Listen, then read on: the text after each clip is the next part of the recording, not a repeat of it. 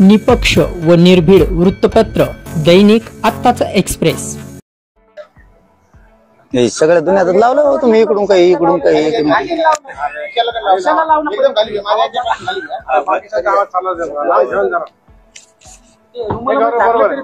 एकच किलो होता। कुंकर लावलंय का नाही?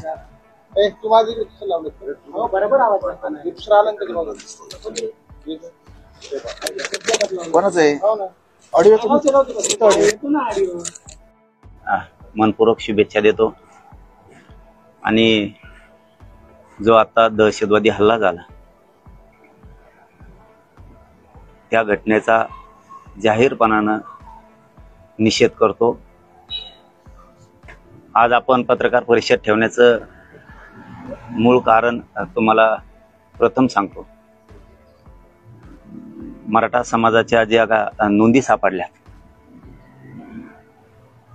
प्रथम तर माननीय सन्माननीय न्यायमूर्ती संदीपजी शिंदे साहेब जी समिती गठीत केली होती त्यांचं तोंड भरून कौतुक करतो समाजाच्या वतीनं की त्यांनी तो अहवाल दिलाय। आता तो सरकार स्वीकारणार सुद्धा, त्यात काही दुमत असायचं काही कारण नाही।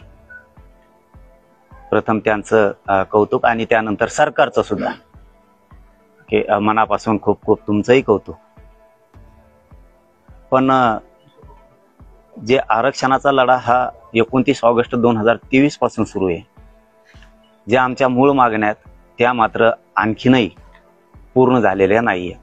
2 वर्षापासून सलग या समाजाचा संयम, स्वतःच्या लेकराचं भविष्य धोक्यात असताना, अस्तित्व धोक्यात आलेलं असताना या आरक्षणापायी नसल्यामुळं तरीही आम्ही 2 वर्ष होत आलेत आता 29 ऑगस्टला की संयमानं घेत।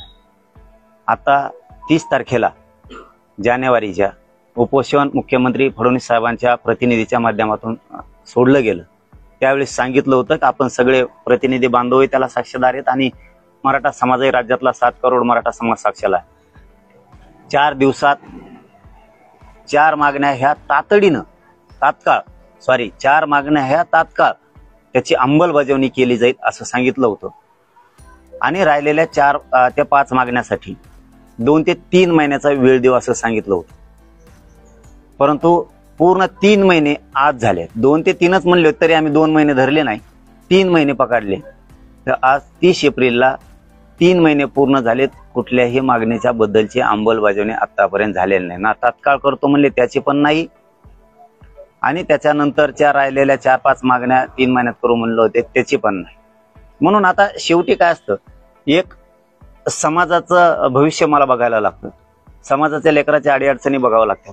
संयम तरी आम्ही किती दिवस धरायचा, म्हणून आता शेवटी आम्ही या विषयात आलोय की आता आपण प्रचंड मोठा उठाव केला पाहिजे आणि आता तो आम्ही करणार आहे। 29 ऑगस्ट 2025ला 2 वर्षे पूर्ण व्हायला लागलेत या आंदोलनाला, तरीही सरकार आणखीनही दखल घेत नाहीये, कोणत्याही अंमलबजावणी करत नाहीये। म्हणून आम्ही असा निर्णय घेतलाय की ही हल्ला आहे आता लगेच घ्यायचा होता, परंतु हा प्रचंड भ्याड हल्ला झाला, त्यामुळं देशाच्या धर्माचं सुद्धा आपण हित बघितलं पाहिजे। म्हणून आता आम्ही त्याच्यामध्ये असा एक थोडासा निर्णय केलाय की 29 ऑगस्ट 2025ला मुंबईत आम्ही जाणार। 29 ऑगस्टला मुंबईत आम्ही जाणार। चलो मुंबईचा नारा आजपासून आम्ही आता समाजाने दिला। आता मुंबईत गेल्याशिवाय पर्याय नाही, त्याशिवाय हे आमच्या मागण्या पूर्ण करत नाहीत। हे याच्यावरती आम्ही आता फायनल निर्णय केलेला आहे की 29 ऑगस्टला मुंबईत आम्ही जाणार। दुसरं, मुंबईत आमरण उपोषण सुद्धा होणार आहे। आमरण उपोषण 29 ऑगस्टला मुंबईत होणार आहे। आझाद मैदान, शिवाजी पार्क, जेवढे मैदान आहेत ते तर लागणारच आहे। तो दुसरा मुद्दा हे तुम्हाला क्लिअर केलाय। आता मराठा बांधवांसाठी सांगतो, आपल्या मागण्या मान्य करण्यासाठी आपल्यालाही त्या ताकदीनं आता उठाव करावा लागणार आहे। जर आपल्या लेकरा बाळाचं डोळे देखता वाटोळं होणार असलं तर शांत बसून चालणार नाहीये, कारण ते आरक्षण आपल्या हक्काचं आहे। आपण कोणाचं घेत नाहीयेत, घेणार नाहीयेत मुंबईत, म्हणून आपण तो निर्णय घेतलाय। की आता ऊन पण प्रचंड आहे, आता जाणं ते सुद्धा हिताचं समाजाच्या लेकराच्या होणार नाही. त्यामुळं आणि हे आता सध्या मशागतीचे दिवस आहेत, शेतीत मशागती केली जाते या महिन्यात आता. त्यामुळं माझा गोरगरीब समाज हा सगळा शेतकरी वर्गात, त्यामुळे त्यांचं वाटोळं होईल असं मला पाऊल उचलायचं नाही. आणि 29 ऑगस्टच का, तर तोपर्यंत पाऊस पडल्याच्या नंतर जून जुलैमध्ये त्यांच्या पेरण्या सुद्धा पूर्ण होत्या. आता उन्हात गेलं तर आता मशागत करण्याचे दिवस आहेत, आता मशागत करतील आणि ऊन पण आहे. दोन्ही कारणामुळं आता जाण्याचा निर्णय योग्य नाही. 29 ऑगस्ट हा योग्य निर्णय आहे आणि योग्य वेळ सुद्धा आहे. कारण 2 महिन्यात सगळे कामं शेतकरी उरकून ठेवणार आहेत. आणि शेतकऱ्यांनाही सांगतो, सगळ्या मराठा बांधवांनाही सांगतो, आजपासून आता तुमचे 29 ऑगस्टच्या आत कामं उरकायला सुरुवात करा. सगळ्यांनी कामं उरकायची. आता माघारी यायचं नाही. त्यावेळेस माघारी यासाठी आलो होतो आपण, तेही लगेच क्लिअर करतो. आपण ज्यावेळेस मुंबईला गेलो होतो, कारण 2012च्या कायद्यात दुरुस्त करणं गरजेचं होतं, कारण ओबीसीला त्या कायद्यानं आरक्षण दिलंय. आणि सगळ्या स्वराची अंमलबजावणी जर त्यातून करून घ्यायची असली तर 2012च्या कायद्याची दुरुस्ती अधिसूचना काढल्याशिवाय पर्यायच नव्हता. तिथं आपली फसवणूक झालेली नाही. फसवणूक कुठं झाली, त्यांनी काढल्याच्या नंतर हरकती मागितल्या, परंतु त्यांनी त्याची अंमलबजावणी केली नाही. इथं मात्र आपली 100% फसवणूक झालेली. म्हणून आता सरकारला दाखवायला कारण नाहीयेत. हरकती तुम्ही किती दिवसापासून वाचणार, काय करणार याच्याशी आता आम्हाला देणं घेणं नाही. कारण त्याला सुद्धा आता 1.5 वर्ष होत आले, अधिसूचनेला सुद्धा तुम्ही वाचतच राहणार. म्हणजे सरकारकडे मराठा बांधवांनी समजून घ्या, कारणच नाही येत आता आपल्याला द्यायला. त्यामुळे मुंबई सोडायचा आता प्रश्न येत नाही. हा झाला मुख्य आणि मूळ मुद्दा. मराठा समाजाने काय करायचे मी 1 ऑगस्टला सांगणार. म्हणजे आंदोलनाची पुढील टप्प्याची रूपरेषा काय असेल ती आज मात्र सांगत नाही, मुद्दाम सांगत नाही. आणि हे समाजाला माहिती आहे, मी जे पाऊल उचलतो ते तुमच्या हिताचं उचलतो. योग्य वेळी सांगितल्यावर तुम्हाला तेवढा 1 महिन्याचा परत वेळ राहतो 29 ऑगस्ट पर्यंतचा, ते टप्पे सांगू. पण आज एवढं सांगतो की 28 ऑगस्टला मी उपोषण करणार आहे. 29 ऑगस्टला तर 28 ऑगस्टला तुम्ही सगळ्यांनी फक्त मला सोडायला आले तरी बस. कारण तुमचं काम मला बुडवायचं नाहीये, तुमचं मला वाटोळं करायचं नाही. तुम्ही मला सोडून वापस जरी आले तरी तुमच्याकडे सुद्धा आंदोलनाचे टप्पे असणार आहेत इथं सुद्धा सांभाळायला. त्यामुळे तुम्ही मला 28ला तिथं 29ला बसेपर्यंत जरी आले तरी मी जीवाची बाजी तुमच्यासाठी लावायला तयार आहे. कारण तुम्हाला तिथं घेऊन बसून मी तुमचं इकडे शेतीतलं नुकसान करू शकत नाही. त्यामुळे तुम्ही फक्त 28ला जरी सगळे मराठी किंवा ज्यांना ज्यांना शक्य आहे ते तरी आले तरी ते प्रश्न आपण सगळे सोडवल्याशिवाय वापस येत नाहीत. आणि जर तिथं कोणाला राहायचं असेल तर त्यांनी 15-20 दिवसाची तयारीनंच यायचं, हे मात्र लक्षात ठेवा. तुमच्या जेवणा खावण्याची, कारण पाऊस असणार आहे, पाऊस प्रचंड असणार आहे असं वाटतंय. नसेल तर चांगलीच गोष्ट, पण पाऊस असेल तर त्या तयारीनं तुम्हाला यायला लागणार आहे. कारण तुमच्या गाडीला छत असणं गरजेचं आहे.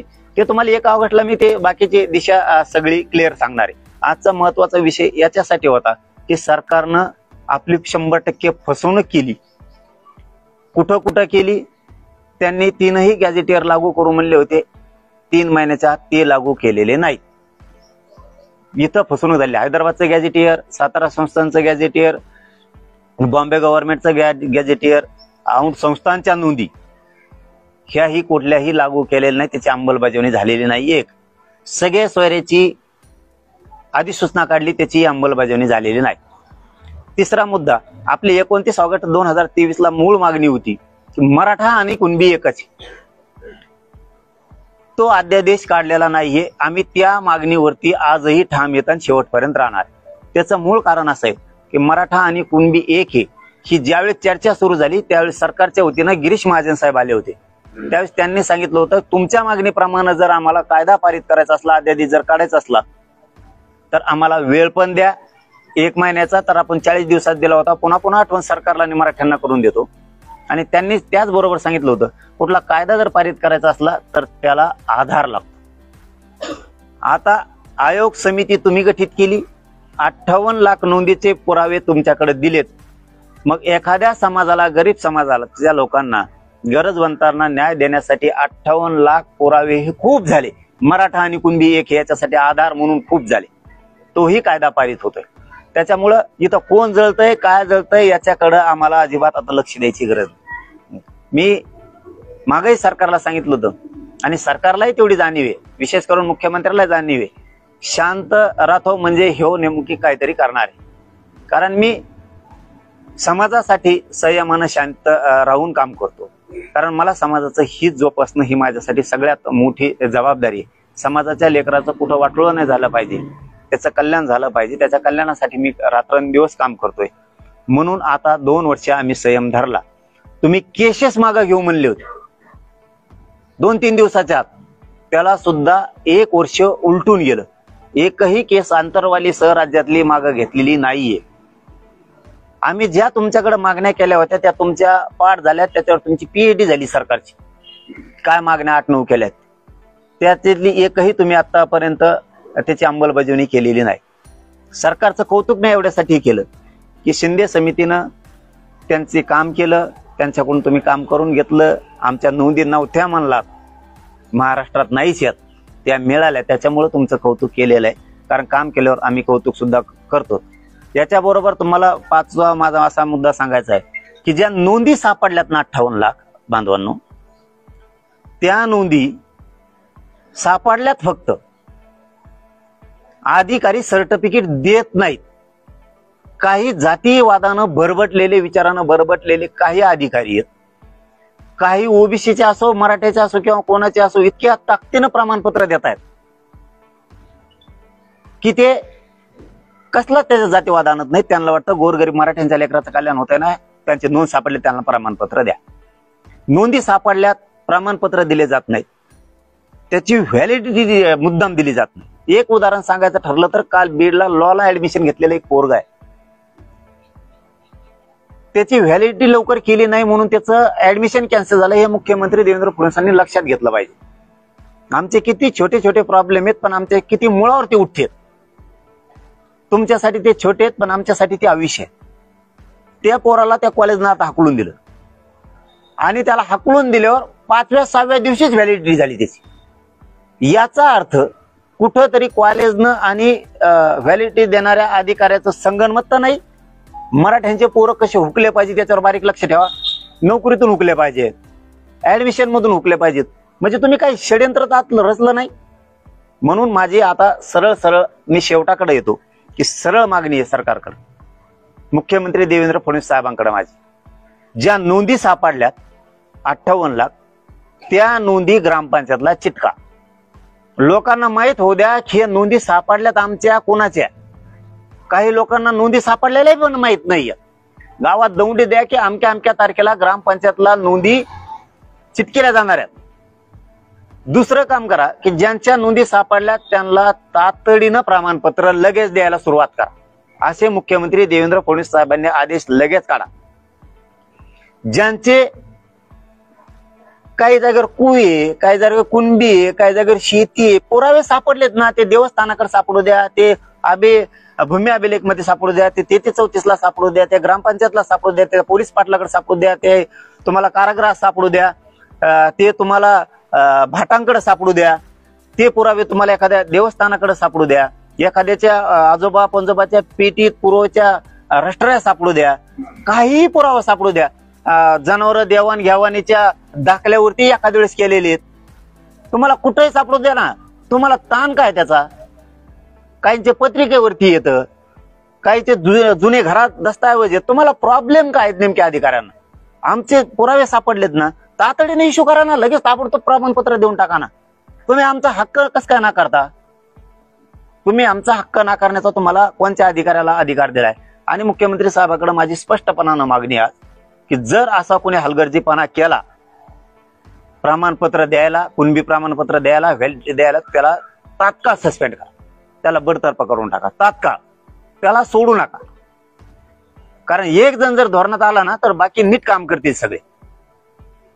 आणि दुसरी मागणी याच्याच बरोबर, पहिली ही सांगितली की ज्या नोंदी सापडल्यात त्याचे प्रमाणपत्र आणि व्हॅलिडिटी तात्काळ द्या, कारण आता ऍडमिशन आहे आणि भरत्या पण आहे. माझ्या पोरांचं वाटोळं व्हायला नाही पाहिजे. दुसरं, मराठा आणि कुणबी एक याचा अध्यादेश आता तातडीनं काढा. तुम्हाला आधार म्हणून जो पाहिजे होता 58 लाख नोंदी मिळाल्या. तिसरा मुद्दा आहे की सगळ्या स्वरांची अंमलबजावणी करा, कारण ती सगळ्या जाती धर्मासाठी, ती नुसती मराठ्यांसाठीच नाहीये. सगळ्या जाती धर्मांसाठी गोरगरिबाचं हो ना कल्याण. तुमच्यासारखे आकुड बुद्धीचे आम्ही नाहीये. गोरगरीब ओबीसीचं कल्याण झालं पाहिजे या मताचे आम्ही आहेत. आणि आम्ही जर जातीवादी असतो तर मला ज्यावेळेस सांगितलं होतं, तुम्ही साक्षीदार आहे सगळे, की मला ज्यावेळेस सांगितलं होतं की मराठ्यांच्या मुलीला मोफत शिक्षा, मी त्यावेळेस विरोध केला होता की लेकी बाळीनं कोणाच्या काय केलं. सगळ्या जाती धर्माच्या मुलीला मोफत शिक्षण करा. जातीवादी असतो तर आंदोलन मी केलंय. मी म्हणलो असतं फक्त मराठ्यांच्याच मुलीला करा, यांना खूप आहे. मी तसं उचललं नाही. लेकी बाळीनं काय केलं नाही. सगळ्या मुलींना मोफत शिक्षण करा. आणि सगळ्या जाती धर्माच्या मुली आज या आम्ही घेतलेल्या निर्णयामुळे त्यांचं सुद्धा कल्याण झालंय. हे सुद्धा भान विद्यार्थ्यांनी सगळ्या जाती धर्माच्या ठेवायला पाहिजे. त्याचं कारण पण लगेच सांगतो का म्हणतोय मी. हे तुम्हाला आरक्षण आहे सगळ्या जाती धर्माच्या विद्यार्थ्यांना, विद्यार्थिनीला. शाळेत आमच्याकडे तुझ्या भावाने बघू नका, आमच्या मराठ्यांच्या विद्यार्थ्याकडे, विद्यार्थिनीकडे. तुमची मैत्रीण असन, तुमचा मित्र असन, आरक्षण असलेल्या मुलांनी आणि मुलींनी असं बघितलं पाहिजे की ही माझी मैत्रीण आहे, हा माझा मित्र आहे, याला पण मिळालं पाहिजे आमच्यासारखं आरक्षण. ह्या भूमिका ठेवा. तुम्ही नेत्याचं ऐकून जातीवाद शिक्षणात आणू नका. शिक्षणात त्या ठिकाणी जातीवाद आणू नका. तुम्ही विरोध दाखवू नका तिथं. हे काम करा. कारण आम्ही जातीवाद करत नाहीये. सरकारला माझी तिसरी मागणी आहे, चौथी मागणी आहे, केसेस सरसकट सगळ्या मागं घ्या. हे तुम्ही शब्द दिलेला. तुम्ही मागं फिरू नका. कारण ही सत्ता तुम्हाला मराठ्यांनी दिली, हे विसरू नका बरं का. तुम्हाला वाटत असेल की आम्ही असं करू, आम्ही तसं करू, ही सत्ता मराठ्यांनी दिली हे आयुष्यात विसरू नका. नसता हेच मराठी आनंद व्यक्त करू देणार नाही. तितका मोठा उठाव करणार आहे मी आता.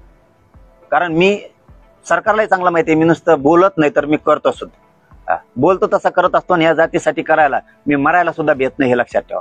आणि मुंबईला सुद्धा यासाठीच येतोय की फडणवीसांना जर हल्ले करायचे असले, मला मारून टाकायचं असेल तर आता तुमच्या तिथं पटांगणाला इकडे तिकडे बी नाही. कारण जे आंदोलन मुंबईत सुरू होणार आहे 29 ऑगस्टला आमरण उपोषण, ते आंतरवाली सुद्धा सुरू राहणार आहे.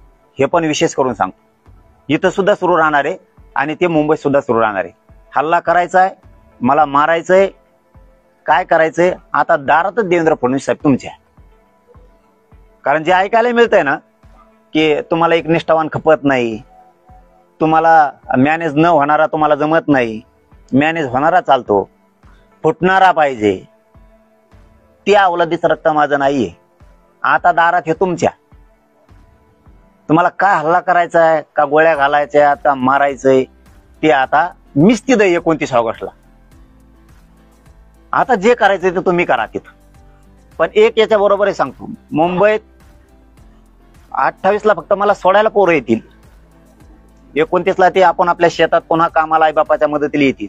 पण जर माझ्या एकाही पोराला धक्का लागला तिथं, नुसतं खर्चटलं बी, तरी महाराष्ट्रात तुमच्या सरकारमधला एक बी आमदार, खासदार आणि मंत्री त्याला घराच्या बाहेर सुद्धा आम्ही निघून देणार. हे सुद्धा तुम्ही लक्षात ठेवा. एकाला जर खर्चटलं तर सरकारमधला मंत्री बी नाही राहत, मग आमदार बी नाही राहत आणि खासदार बी नाही राहत. माझ्या पोराला कुठेही खर्चातला कामा नाही. कारण ती मुंबई आमची सुद्धा आहे. त्या मुंबईत आमचा हक्क आहे. आम्ही तिथं येऊ शकतो, आम्ही तिथं येणार, आम्ही शांततेत आंदोलन करणार.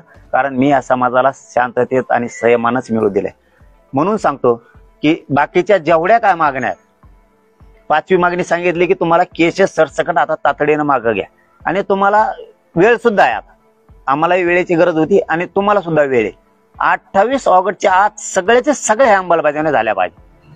6वा मुद्दा की हैदराबादचं गॅझेटियर, सातारा संस्थांचा आणि बॉम्बे गव्हर्नमेंटचा आणि औंध संस्थांचे जेवढे पुरावे आहेत आणि राज्यातल्या देवस्थानाकडे जेवढे पुरावे आहेत, त्याचे सगळे लागू तातडीनं करा, तात्काळ.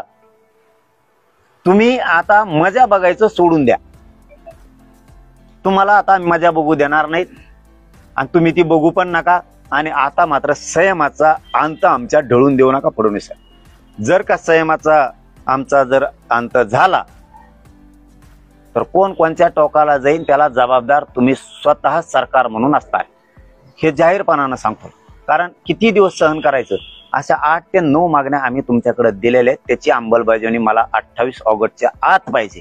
नसता 29 ऑगस्टला मुंबईत आमरण उपोषण सुरू होणार, आंतरवालीत पण सुरू होणार. राज्यात काय आंदोलन केलं जाणार आहे हे मी 1 ऑगस्टला किती त्याचे टप्पे असणार आहेत, कसे असणार आहे ते सांगणार आहे. पुन्हा एकदा सांगतो, ज्यांना कोणाला मुंबईत मनानं राहायचंय माझी इच्छा आहे एकानंही मुंबईत राहू नये. 29 ऑगस्टला फक्त मला आशीर्वाद देण्यापुरतं तुम्ही मुंबईत आलात, 28ला मला संध्याकाळी तिथं नेऊन जरी सोडलं आणि आशीर्वाद जरी दिला तरी तुमच्या लेकरा बाळाचं कल्याण करायला मी खंबीर आहे. राहिला आता शेवटचा विषय, नुसते मला सोडून जरी वापस आले आणि तिकडे शेतात आईबापाला जरी मदत करू लागला तरी मी विजयाचा गुलाल आणल्याशिवाय सोडत नाही. कारण जाताना 2 वस्तू घेऊन जाणार आहे मी सोबत. एक विजयाचा रथ घेऊन जाणार आहे आणि एक अंत्ययात्रेचा रथ घेऊन जाणार आहे. दोन्ही पैकी एक वापस येणार आहे. हेही देवेंद्र फडणवीसांनी लक्षात ठेवायचं. आणि शेवटचं सांगतो, मी रात्री आणि काल थोडीशी दिल्लीतल्या वरिष्ठ वकिलांशी चर्चा केली, महाराष्ट्रातल्या पण केली, मुंबई हायकोर्टातल्याही काही ज्येष्ठ वकिलांशी, अभ्यासू वकिलांशी, काही अभ्यासकांशी चर्चा केली. ते छगन भुजबळ बरळलं होतं त्या दिवशी. त्याला म्हातारपणाला सुद्धा कळत नाही की आपण जाती जातीत किती तेढ निर्माण करतोय. आणि छगन भुजबळ तुला सांगतो, तो किती ढुंगण आपटून घे, मी ओबीसीत मराठ्यात वादच होऊन देत नाही, त्याची काळजीच करू नको. तू काळजीच करू नको, कारण तू राजकारणी माणूस आहे. राजकारणासाठी तू किती गोरगरिबांचा फायदा उचलतो हे ओबीसींना सुद्धा कळालेलं आहे. ओबीसींना सुद्धा हे कळालेलं आहे. कारण कोणत्या ओबीसीला काय मिळालं? ओबीसी करतो तू नुसता. कोणत्या ओबीसीला काय मिळालं? कोणत्या लोहाराला मिळालं, कोणत्या सुताराला मिळालं, कोणत्या रजपुताला मिळालं, का कोणत्या ठाकुराला मिळालं, का नाव्याला मिळालं, का धुबींना मिळालं, का कोणाला मिळालं? किती शेकडो जाती सांगू, कोणाला मिळालं? कोण आहेत? का कुळी समाजाला मिळालं, तिकडं कोकण पट्ट्यात आहेत, मुंबईच्या पट्ट्यात आहेत. कोणाला काय मिळालं? किती जाती दाखवा. कायकाडी समाजाला मिळालं, का वडरी समाजाला मिळालं, गाव खेड्यातल्या गोर गरिबांना कोणाला मिळालं? कोण प्रशासनात आहे? किती टक्के आहे ते? गेलाय का गोरगरिबी ओबीसी? 12 बलुतेदारांना काय मिळालं? का मायक्रो ओबीसींना काय मिळालं? काय दिलं? कोणचा ओबीसी म्हणतो तू? तुझ्या स्वार्थासाठी ओबीसी करतो. ती ओबीसी जात नाही, ते प्रवर्ग आहे. तो फक्त तो ह्या जातीला तुलाच उपयोग करून घेतला. तो ह्या जातीला बी नाही खाऊन दिलं. ते गोरगरीब तो ह्या जातीतले बी लोक बघ, आमच्या आसपास शेजारी राहते, त्यांचं सुद्धा वाटोळं झालंय सगळं.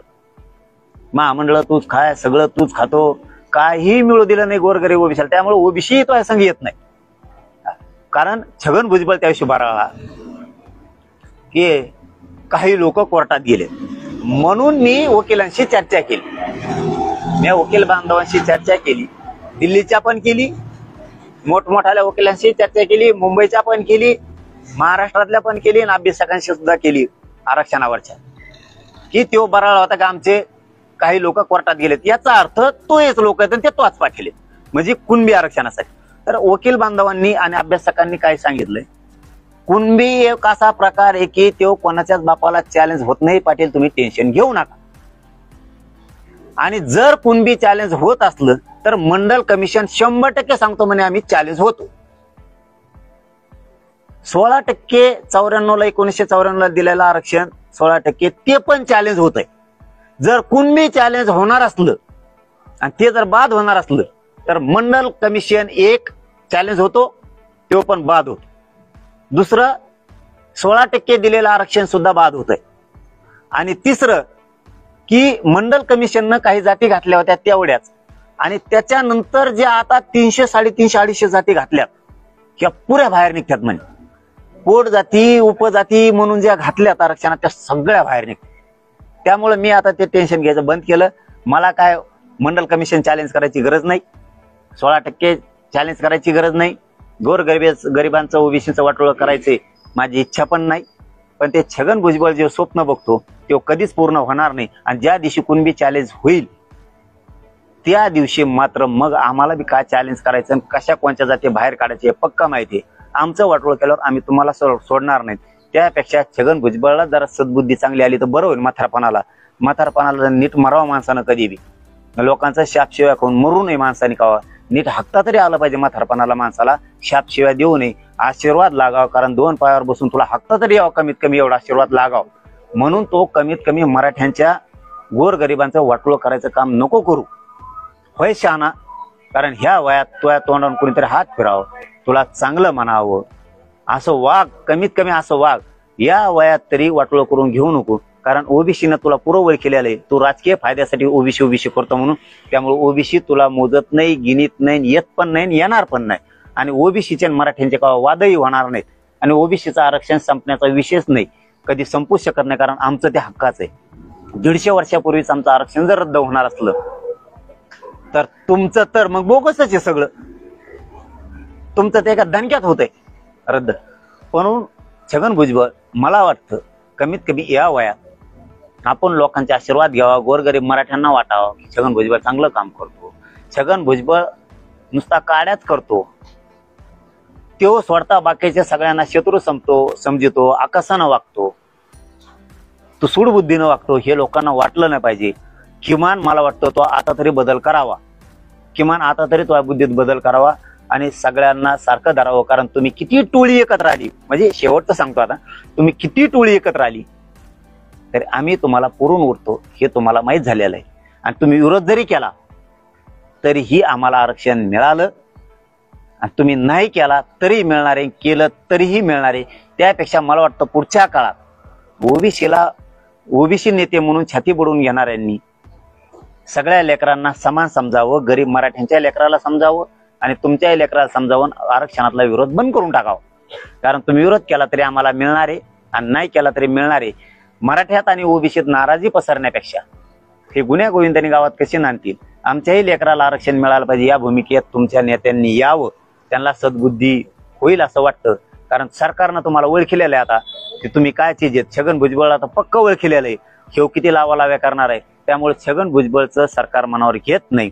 या दिलेल्या अहवाल समितीनं सरकार 100% लागू करणार, त्याच्यात आम्हाला शंका असण्याचं काही कारण नाही. 100% करणार, कारण हे बोंबलले म्हणून ते थांबत नसतील. कारण जे कायदे आहेत, जे नियमात आहे ते त्यांना करणं नसता पुऱ्या मराठ्यांच्या रोषाला सामोरं जावं लागणार आहे. आणि आता शेवटचं, मराठ्यांच्या सगळ्या पक्षातल्या आमदार, खासदार, मंत्र्यांना, माजी आमदारांना, माजी खासदारांना माझं आव्हान आहे की छगन भुजबळ सरळ सरळ म्हणतोय आम्ही कोर्टात गेलो कुणबीसाठी. मायबाप मराठ्यांनो आणि सगळ्या पक्षातल्या आमदार, खासदार, मंत्र्यांना सांगतो, मराठा समाजाच्या लेकराचं वाटोळं होऊ देऊ नका. ताकदीनं समाजाच्या लेकराच्या आणि त्या आरक्षणाच्या पाठीमागे उभा राहा. मराठ्याचं आरक्षण रद्द होऊ देऊ नका.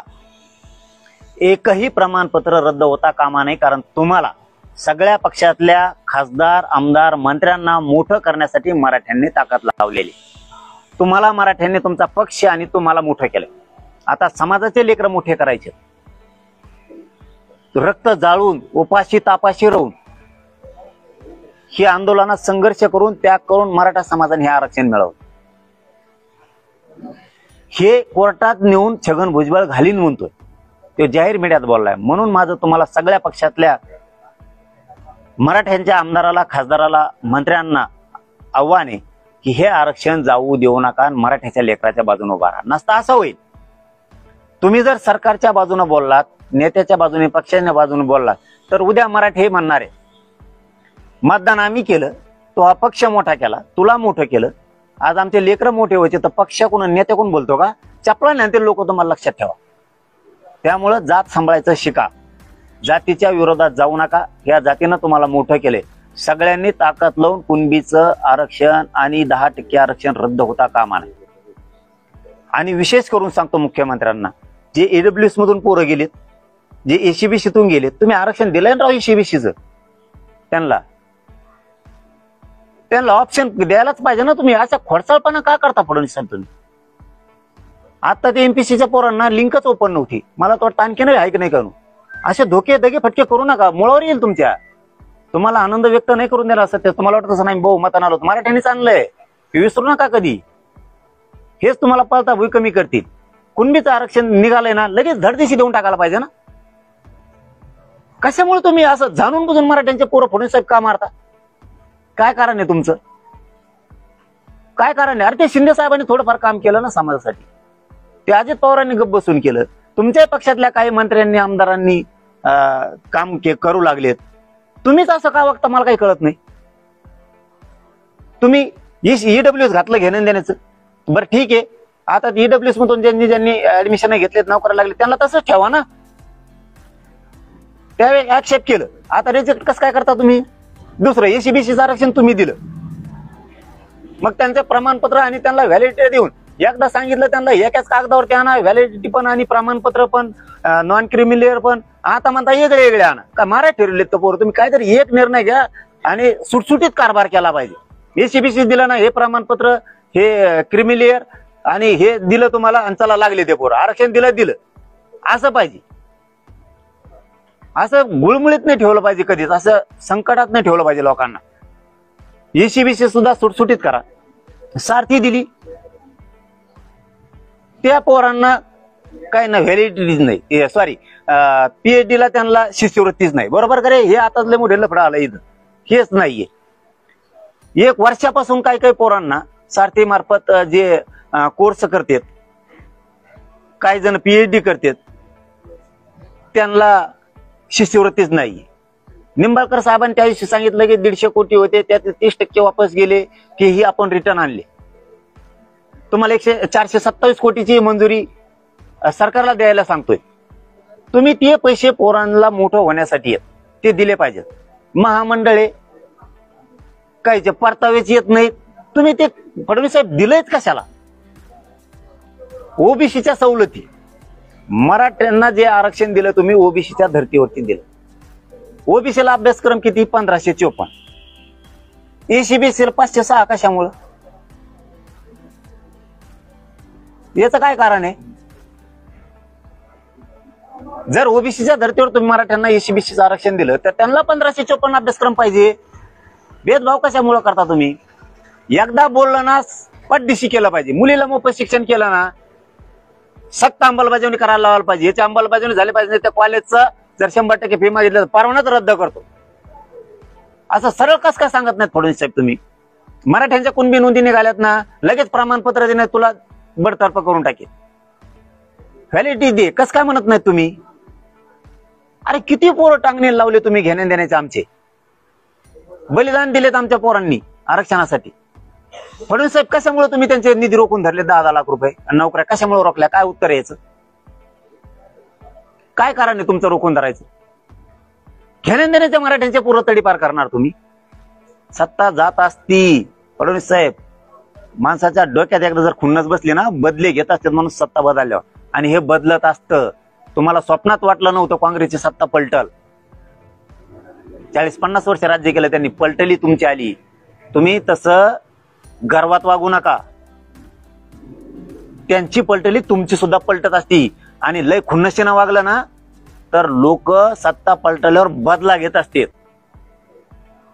तुम्ही आमच्याशी खुन्नशीनं आकाशानं वागू नका फडणवीस साहेब तुम्हाला सरळ सांगतो तुम्ही गॅजेटियर केसेस आणि मराठा आणि कुणबी एक आहे याचे अध्यादेश तातडीनं काढा एकही गॅजेटियर आता ठेवू नका आणि नोंदी सापडलेले प्रमाणपत्र तातडीने द्यायला सुरुवात करा व्हॅलिडिटी सुद्धा तातडीनं द्यायला सुरुवात करा ही माझी विनंती आहे आता नसता 28 ऑगस्ट पर्यंत जर हे सगळा तुकडा नाही पडला आता प्रमाणपत्र जेवढे नोंदी निघाले ते तातडीनं हे 6 जून पासून ऍडमिशन सुरू होते त्याच्या आत सगळ्या व्हॅलिडिटी पाहिजेत आम्हाला 58 लाखचे 58 लाख पुऱ्या एकही राहता कामा नाही व्हॅलिडिटी सांगतो तुम्हाला प्रमाणपत्र तर द्याच पण व्हॅलिडिटी सुद्धा राहिली नाही पाहिजे ते पण ह्या 6 जूनच्या आत आणि गॅजेटियर सुद्धा ह्या 6 जूनच्या आतच लावा जेणेकरून आता ऍडमिशन आणि भरत्या सुरू होत्या आणि त्याच्यात आमच्या पोरांना फायदा घेता येईल कारण ते आमच्या हक्काचं आहे ते नाकारू नका कुणाचा दबाव आहे म्हणून नाकारू नका उदाहरणार्थ आमची जमीन सापडली 5 एकर ती आम्हाला कस काय देणार नाही तुम्ही तसे आमच्या कुणबी नोंदी सापडल्यात कुणी विरोध जरी केला तरी पण आमचा हक्काचा आम्हाला द्या ते रोखून नका धन्यवाद तुम्हाला काय विचारायचंय का मुंबईला जाण्यासाठी या ठिकाणाहून 28 तारखेला निघणार आहे कसं जाणार आहे कसं तुमचा गेल्या वेळेचा काही प्रवास असणार आहे की वाहनानं जाणार आहे की नेमकं कसं असणार आहे तिथे किती तारखेला पोहोचणार आणि कोणत्या ठिकाणी बसणार नाही तिथे 29ला आझाद मैदानावरती किंवा मंत्रालयाच्या समोर मी आमरण उपोषण करणार आहे या 2 ठिकाणावरती 100% करणार आहे आमरण उपोषण करणारे शांततेत केल्याशिवाय माझ्या समाजाला न्याय मिळणार नाही यांची इच्छा आहे दंगली झाल्या पाहिजेत माझी इच्छा आहे राज्य शांत राहिलं पाहिजे आणि शांततेतच मी माझ्या समाजाला मिळून देतो समाजाला सांगतो रुसू नका बरं झालं तुम्ही तो प्रश्न विचारला रुसू नका मी उपोषण केलं की तुम्ही रुसता, अजिबात रुसायचं नाही. तुमच्या लेकराच्या हक्कासाठी मी लढतोय. उलट तुम्ही ताकदीनं आलं पाहिजे, उलट ताकदीनं आलं पाहिजे. स्वाभिमानी वागायचं, आपल्या लेकरा बाळाचं वाटोळं नाही झालं पाहिजे. कडवट वागायचं, कडवट. शांत राहायचं पण भित्र नाही राहायचं. धाडशी वागायचं सगळ्यांनी. हे 28ला आंतरवालीतून मी निघणार आहे. मार्ग मी 1 ऑगस्टला सांगतो कसा मार्ग असणार आहे. 1 ऑगस्टला सगळे आंदोलनाचे टप्पे, पुढची दिशा सगळी पाडणार 1 ऑगस्टला. म्हणजे त्यांना ती तयारी करायला. फक्त आज 1 पासून तयारी, आजच तयारी 1 सुरू. चलो मुंबई 29 ऑगस्ट सुरू. आजपासून ते सुरू. आता तयारी करायची. मला 28ला फक्त नेऊन सोडा. जेवढ्याला ते बी कामं बुडून नको, जेवढ्यांना शक्य आहे तेवढ्यात. मी खंबीर आहे तुमच्या लेकरा बाळासाठी. मला माहिती आहे लोकांना काय म्हणायचं म्हणू द्या. आणि ते बरळवाडी पाहिजे बी बरळायला. लोकांना काय म्हणून महासमाज माया माग मला पक्क माहिती. 7 कोटीतला एकही हटत नाही. भाजप मधला मराठा सुद्धा नाही. कारण भाजपच्या मराठीचं पोराला काय आरक्षण नाही पाहिजे का? होय रे, तुम्हाला नोकरांना नाही का लागायचं? तुमचे पोरं शिकायचे नाही का? तुमच्या पक्षाची सत्ता आली म्हणून काय आरक्षण नाही पाहिजे त्यांना शिकायला? असं आहे का? भाजपच्या मराठ्याची सत्ता आल्यावर त्यांचे लेकरं आपोआपच डॉक्टर होते, आपोआपच इंजिनियर होते. उकंड्यावर कुत्र मुतल्यासारखं छत्री उगती का आपोआप? असं काय आहे का? भाजपच्या मराठ्याला, शिवसेनेच्या मराठ्याला, काँग्रेसच्या मराठ्याला काही गरज नाही आरक्षणाची. नुसती सत्ता आली तर त्यांचे पोरं इंजिनियर होते, डॉक्टर होते, आर्किटेक्ट होते. त्यांचे पोरं IPS, IAS दर्जाचे अधिकारी होते, क्लास 1, क्लास 4 अधिकारी होते, तहसीलदार होतो ऑटोमॅटिक, कलेक्टर ऑटोमॅटिक होतो, PI, EPI ऑटोमॅटिक होतो. असं काही आहे का? आरक्षण लागणारे लेकरा बाळाला भाजप मधल्या सगळ्या मराठ्यांना सांगतो, तुमचं 1 दिवस राजकारण. आता 29ला आता 4 महिने जातीसाठी त्या लेकरासाठी स्वतःच्या. भाजप मधल्या, शिवसेनेतल्या, राष्ट्रवादीतल्या मराठ्यांना सांगतो, आता तुमच्या लेकरासाठी जातीसाठी लढा. त्यांना मोठं करा. तुमची सत्ता आली म्हणजे तुमचं लेकरू IPS नाही बनणार, IAS नाही बनणार. त्यासाठी आता जात. हे बघा कसं करता येते. हाय का नीटच्याच माग घालायला त्याला. नाक सुद्धा दिदार झाला होता, त्याचं वाकून गेलोय पाठी यावल्याचं येडपट्टी दलिंदर साल तरी बोलत का नाही? बरं त्याला सगळ्यांनी सोडून दिलं. भाजपनी सोडून दिलं, काँग्रेसनी, शिवसेनेनी, बेसरामानी सगळ्यांनी सोडून दिलं. कुणीच घ्यायना त्याला. कारण वागतच तसं ते. कारण त्याच्यामुळे पक्ष संपायला लागला, त्याच्यामुळे नेता संपायला लागला, त्याच्यामुळे त्याला कोणी घेत नाही. तरी पण बोलतं तुमच्या मागे सगळा समाज उभा आहे. तुम्हाला काय करायचं? सगळा समाज उभा आहे. तुम्ही नाही उभा राहील ना, आल्याच तुमच्या आता ग्रामपंचायत, जिल्हा परिषद, नगर परिषद तुमच्या रपा पाडून टाकी दो. मग तुम्ही नुसतं उभा राहू नका मराठ्याच्या पोराच्या मागं. आमदार, खासदार, मंत्री तुम्ही नुसतं म्हणा आमचा पक्ष, आमच्या नेत्याला बोलू नका. थोपड फोडीन तुपल्या नेत्याला बोलू नको म्हणलं. तो बाप हे समाज आहे, पक्ष बाप नाहीये, नेता बाप नाहीये. त्यामुळे इकडे कचाकच आंदोलन उभं राहायचं. कशामुळं? तो पोरगी मोठी होणार आहे. सत्ता जरी असली तरी आरक्षणामुळे, सत्तेमुळे नाही होणार. तो पोरग मोठं होणार आहे, तो जात मोठी होणार आहे. त्यांना ताकदवर बनवा. आता राजकारण 29ला पार. मधल्या काळात सगळ्यांनी नसता जिल्हा परिषद, पंचायत समित्या, नगरपालिका, ग्रामपंचायतला एक बी निघून देणार नाही. मग आम्ही तुमचं सगळ्यांनी ताकदीने उभं राहायचं ह्याच्यात. आणि आपले सगळं हक्क 6 जूनच्या आत मिळवून घ्यायचा. 6 जूनच्या आत सांगतो फडणवीस साहेब. ते ऍडमिशन 21 मे तारीख मागं पुढे होईल किंवा मग ते 30 मे 29 मेच्या आतच देऊन टाका. म्हणजे ते ऍडमिशनला पुन्हा मनाची व्हॅलिडिटी नाही, नामकच नाही, क्रिमिलेअरच नाही. ऍडमिशन सुरू व्हायच्या आत आमचे सगळ्याच्या सगळ्या मागण्याची अंमलबजावणी करून टाका. जर तुम्ही हे केलं नाही मग विचारायचं नाही 29 ऑगस्टला हे काय झालं. आता मी बोलतो कमी आणि काम जास्त करतो. बोलतो कमी का नाही? आता कमी बोलतो. थोडा थोडा मी बी तुमच्यासारखं वागायला शिकलो आता.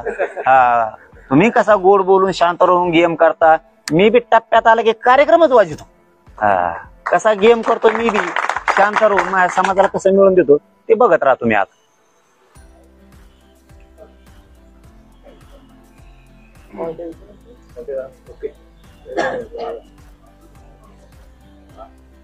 पाटील साहेब 29 ऑगस्ट तुम्ही जाहीर करून टाकली. सध्या पाकिस्तान भारताच्या युद्धाची परिस्थिती आहे. तुम्ही याच्याकडे कसं बघता? नाही मग युद्ध आत्ता होणार आहे. 29 ऑगस्ट लय लांब आहे आणखी. त्या हल्ल्याचा तर निषेध आहे. असली ना हा बघ आपलं कसं आहे सरळ आहे आणि यांना लागत आहेत मग मिरच्या. येणी त्या हल्ल्याचा तर निषेध आहे. येणे असल्या अगोदर कपा मारून टाकायला पाहिजे. नुसतेच दाखवते इतकं लांब हत्यारे आणि ते त्याच्यावर पडत इतकं लांब जळत आणि ते विमान असं वाकडं पळत आणि मग ते खाली पडत इतके मरत येत. टाकण्याच्या गोडांमध्ये नेऊन खापा खापा सगळे मरून देत तिकडे 7.5 दलिंदर होऊन राखते काय ठुले तर गोडानं समोर हे बो आम्ही ते बो आम्ही आणि बघायला मिळाला नुसत्या गाड्या दाखवतात आणि लांब लांब हत्तीवर आणि ते नुसते मिरीत अशी नुसते. कोणाला भेट देता तुम्ही? द्याने एकदा टाकून ते पुरे काय करायचे असले खानदानी हे असली पायदा संभू आयला नाव तर चांगलं निघा ना. सगळा देश तुमच्या सोबत आहे ना धर्मासाठी आणि देशासाठी. कोण तुमच्या माग नाही. सगळे ते नुसते पाय टाका. आजच्या रातची ही झाली दुसरी सगळी ती झाली. आमका गैरहजर होता म्हणून ते थांबला तर तंबाखू चोळीत होता तिकडे ते गचपणे तुमचे. अरे एवढ्या मोठे गोळे द्या ना कापा कप फेकून काय ठुले ते दुसरे विकत घेता येते परत. आम्ही वर्गणी करतो पैसे कमी पडायचे नाही केले 2 बापाची वर्गणी जर नाही केली आम्ही 1 रुपया कमी पडू द्या एकदा आहे तेवढं टाकून ते दुसरं नवीन आणून वापरू. ते जायचं कुजून त्याला लागायचं भुंग्यान तिकडे गेल्यावर नाही फुटल्यावर ते मग काय करायचं. टाका कापा कप ते ठेवू नका दाखायला नुसते. आम्ही सगळे सोबत आहेत तुमच्या. असले नाही ठेवायला पाहिजे ते उभं नुसतं बडबड करून नाही चालत बघ. एखादी बार कणखर वागायला लागतं. आता आम्ही कशी डिसिजन घेतलं कणखर 29 ऑगस्टला आरक्षण घेतल्याशिवाय माघारीच येत नाही. आणि तुम्हाला मुंबईत मग आता कळन तुम्हाला. आता बोलत नाही मी काही मुंबईत काय आहे मग कसं असतं ते तुम्हाला आता कळन मुंबईत गेल्यावर काय होत. कारण ज्यांना यायचंय त्यांनाही सांगितलंय की तुम्हाला 15-20 दिवसाची तयारीने यायचं. मग पाऊस असणार आहे आणि नुसतं वाटलून वापस आले तरी लय झालं. मला फक्त आशीर्वाद द्यायला 1 दिवस 28ला मी सगळं करतो. आरक्षणाला काय होत नाही. जे बरळ येतात ना काय मराठीवर टेन्शन घेऊ नका. तुमचे लेकराला आरक्षण मिळालंय न मिळणार 70 वर्षातलं न मिळणार आरक्षण मिळालंय तुमच्या लेकराला. तुम्हाला आता कायमचे हॉस्टेलही होणार आहेत टेन्शन घेऊ नका. कायमचे आयुष्यभर पिढ्यांपारासाठी उभा लेकीबाळीसाठी विद्यार्थ्यांसाठी पोरापोरीसाठी ते उभा करून द्यायचे. 1 रुपया बी लागला नाही पाहिजे. तालुक्यात पाणीही शेतकऱ्यांना मिळणार आहे. मालाला भावही मिळणार आहे. मला फक्त एक टप्प्यात जाऊन द्या. धनगराला बी कसं काय आरक्षण मिळत नाही ते बी बघतो. मुसलमानाला बी कसं मिळत नाही तेही मी बघतो. तुम्ही काय काळजी करू नका. एकदा आपण बोललो ना बोललो. आपण विरोध करायसाठी नाही आंदोलन करीत. ते काही काहीला नाद असतो. जातीत भांडणं लावून द्यायचे मोघम आंदोलन करायचे. तो बघ ना तिकडं देवारा की झालाय ते मागणं आरक्षण ते मागावा त्या गोरगरीब बिचाराला मिळून द्यावा. फडणवीस साहेब किती दिवस झाले धनगराची पहिली कॅबिनेट घेतो म्हणली होती तुम्ही एसटी आरक्षणाची. दिलं का त्या बिचारा गोरगरिबांना? संभळीत असते ना मेंढ्या जनावर डोंगर दऱ्यात काम करीत असं ऊस तोडीत असते ना. थोडीफार तर लाज असली पाहिजे राव. 4 जणाला गोड बोलायचं नेत्याला नुसतं आणि आमच्या अंगावर सोडून द्यायचं एवढं जमतं का फडणवीस साहेब तुम्हाला? त्यांच्या महामंडळाचं काय त्या टायमाला नुसत्या घोषणा लाडकी बहीण महामंडळ ह्या जाती घेतल्या त्या जाती घेतल्या शेतकऱ्याची कर्जमाफी केलं का? काय किती हाल केले लोकांचे. मिळू द्या गोरगरिबांना जर आरक्षण मिळालं तर त्यांचं तरी कल्याण होईल ना. नुसतं आम्हाला सांगून देता आणि तुम्ही मोकळे होता हे चांगलं नाही तुमचं. कारण त्या सुद्धा समाजात गरिबाचे लोक आहेत. फडणवीस साहेब तुम्ही त्यांच्या काही नेत्यांचा राजकारणासाठी मराठ्यात आणि ओबीसीत फूट पडण्यासाठी वापर करायचा बंद करा. नेत्यांनी सुद्धा समजून घ्या. आपली आपली जात बघा. त्यांना मिळून देण्यासाठी काम करा. आम्हाला कुठं विरोध करीत बसता आणि आम्हाला विरोध केला नाही मागे सरकारणार आहेत का? आम्ही एकटेच 50-55% आहेत. काही होत नाही कोणाचं. 29 ऑगस्ट आता चलो मुंबई. छत्रपती शिवाजी महाराज की धन्यवाद.